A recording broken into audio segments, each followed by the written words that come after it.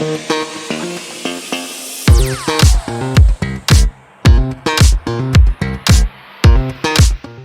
your door has a lock in it already, but you've not got any keys, and you suddenly decide you need that door to be lockable, you don't necessarily have to go out and buy a new lock.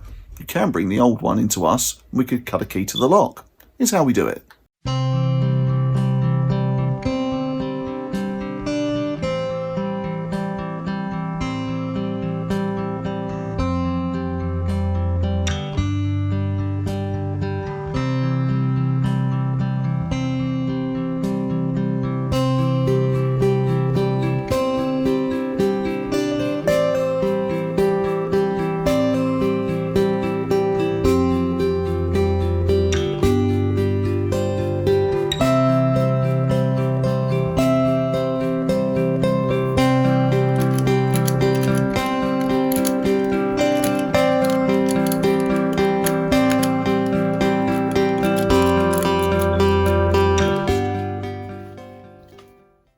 If you found this video helpful, it would be really helpful to us if you could like or follow or subscribe to us on your favourite social media platform. Thank you.